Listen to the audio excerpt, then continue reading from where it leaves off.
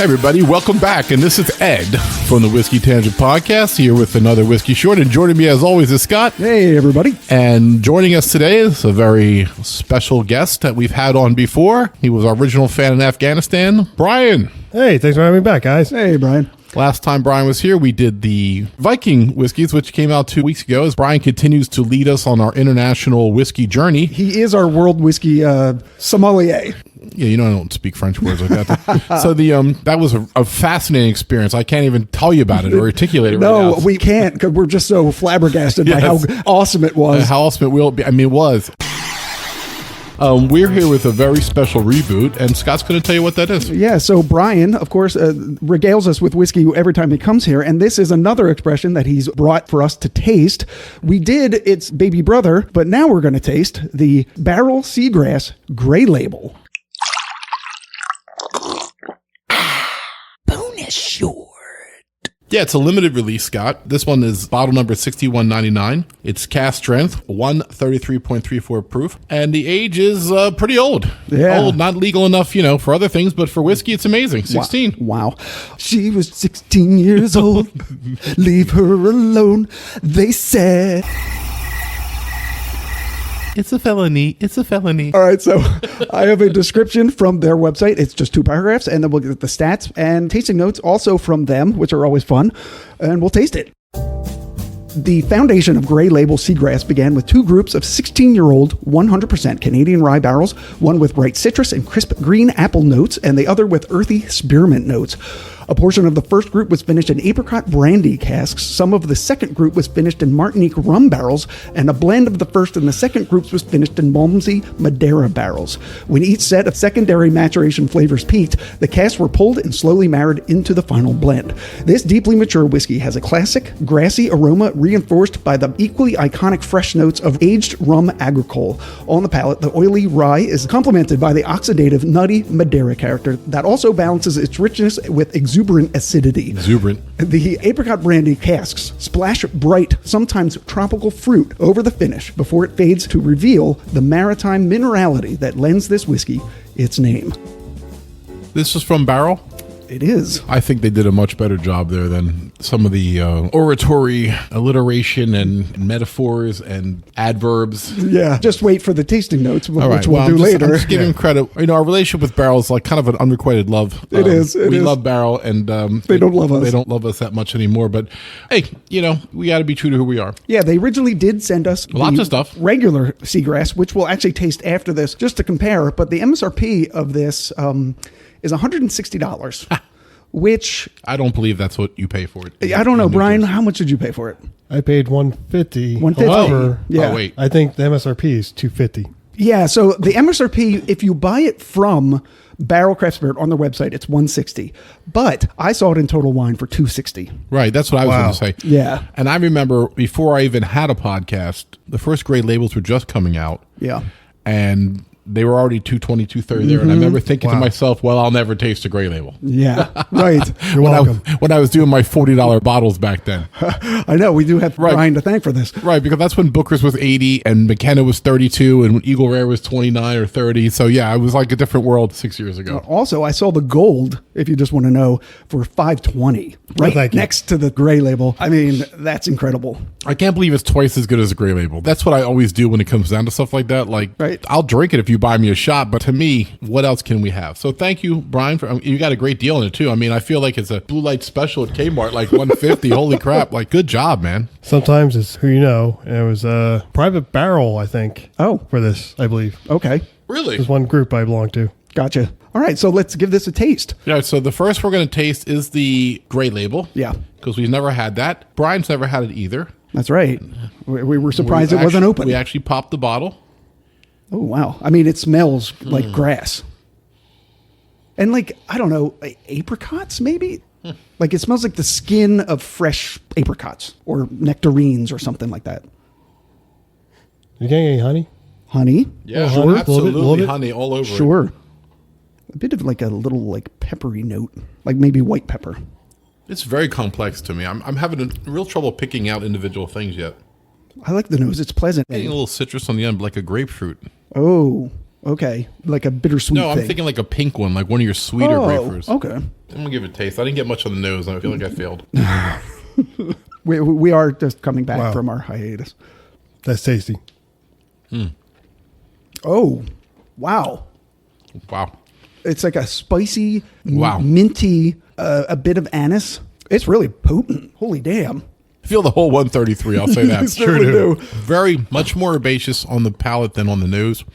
Mint. Yeah, the mint is really strong here. Wow, I mean, really, really strong raw mint. Not a candy mint. No, they're herb. Yeah, the plant. Herbaceous mint. Absolutely.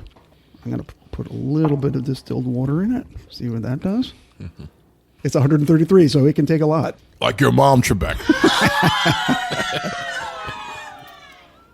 I think it made the nose a little sweeter. Oh, it's really nice with some water on it because it, of course, tames down a little bit of the heat. I mean, a little bit too much heat. Yeah, anyone who knows me thinks that 133 is a little too much heat.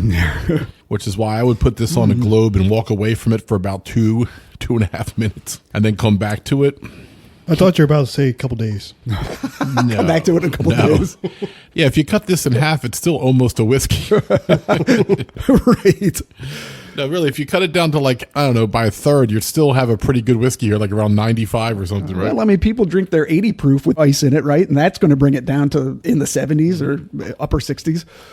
I get a little like, I don't know, like a sugary candy sweetness, like bubble gum or something. It's really strange. The water opened that up. It wasn't there before. Correct. Or if it was, I certainly couldn't get through to it. Like a juicy fruit. Yes. That type of clean sweetness that goes with juicy fruit gum. No other flavor to it like mint or... I was thinking is I'm getting a lot of rum. Rum, okay. Rum, like someone took some rye, Yeah. put some white rum in, mixed it up. Yeah, those funky rum flavors that you get, a little bit of tropical almost. Yes. Like almost like that burnt vanilla you get. but- Also Burnt that. vanilla, brown sugar type of thing. Yes. Yeah, and like a molasses. Like I think that's what was confusing my first sip because it was whiskey and there was definitely all the things that it's finished in coming up. Right. So remember what this is. It's the Canadian rye that's been finished in apricot brandy, Martinique rum, and Malmsey Madeira. I think the apricot brandy might be where that sweetness we're trying, like that's Yes, why I call it juicy absolutely. fruit. Yeah. And then, it might have been where I was picking up the pink grapefruit. Maybe that was the apricot. I mean, apricot's a very weird smell. And it's really no wonder that this thing is so complex because of the effort that went into it. But sometimes all of the tasting notes can like pile up on top of each other and it ends up being sort of a mess. But this is very smooth. It's very layered. And you get all the things that we've been talking about in distinct layers and not all one jumbled nonsense. Absolutely. Correct. Yeah. This is delicious. Absolutely. Yeah, I really like it. All right, you guys want Absolutely. to? You guys want to taste the other one? Yeah, let's chase the other. Oh, so the one I got is 120.38 proof. So it's It's like Fireball almost. It's, we're going to just chug this. everybody at Barrell just kicked their chairs over. God It's damn it, regular Jim Beam. those whiskey tangent bitches. All right, so it's much lighter on the nose. I'm not really getting a whole lot. Maybe my nose is blown out from smelling the 133 proof one. Definitely getting the grass. Yeah. I can see why they call it seagrass. Yeah, I mean, it's aptly named. Yeah, I mean, thankfully, these are in our neat glasses, which diffuse a lot of the ethanol as we've been over. But even so, it's hard to not get your nose fried a bit when it's 133. So, Oh, okay. So this seagrass, the regular seagrass, is much sweeter and it's not as potently flavored. It almost seems as if you had already put water in it. yeah, Yes. like 4 or 5 drops compared to the other one. Yeah. And I guess that's the proof, but I think the flavor also is a lot more subdued, which you would expect from the other one is 16 years age. I'm smelling a little bit of the mint, but I'm smelling grass on this for sure, man. It does smell like seagrass. I hate to say it. I mean, it sounds so great job, Ed, but it's I wasn't getting the minerality that they say is in there, the C part of the seagrass on the Gray Label, but I do on the lower expression. Yeah, I'm getting that too. I was looking for that in the Gray Label. Yeah, and it's not there as much or at all, really.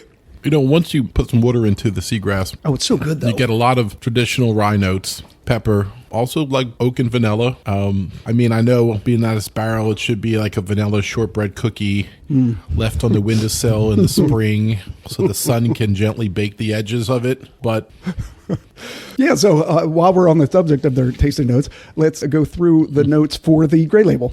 All right, so on the nose, the savory side of rye is showcased by an array of exotic spices and seeds: caraway, fenugreek, dill, and mustard.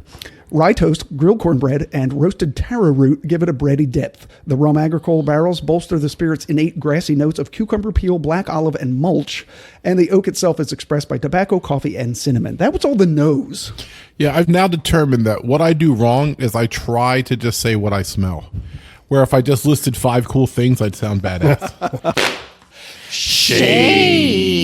Yeah. Let me try again. I'm like, I'm tasting, definitely Callaway seeds, liverwurst, Ritz cracker, Liverwurst. Captain Crunchberry, and then dill. The crunch berries with the Captain Crunch, or the all berries, which is just. I'm getting just the original Captain Crunchberry. Got you.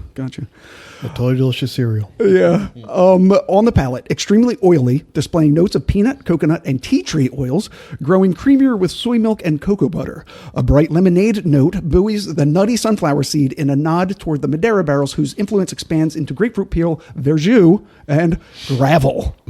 It does not say gravel. It says gravel. It does not say gravel. It absolutely does. That's the minerality, I think, is what they're trying to describe there, which we didn't really get. So are we saying that they actually take some gravel, kind of sort around their mouths just to get an idea what gravel tastes like? Right, yeah. That's always our question, Brian. Always the question. On the finish, the apricot brandy casks pick up where the Madeira leaves off, bursting forth with passion fruit, Mirabelle plums, and banana peel, after which the collective minerality of the rye and its finishes wash over the palate with notes of chalk dust, flint, paraffin, and cedar smoke. I'm sorry. These are ridiculous tasting notes. I tell you, I'm really getting the paraffin now. The Mirabelle plum. Mirabelle plum sounds like a stripper from 1904 or something. How many drops of water do we need to get the chalk dust? Chalk dust, yeah. I don't know. That's a weird. Flint. Paraffin. Cedar smoke. I'm not getting any smokiness. Paraffin is like wax made from petroleum products, right? So it would have that sort of oily smell, I guess. Chalk dust, I don't know.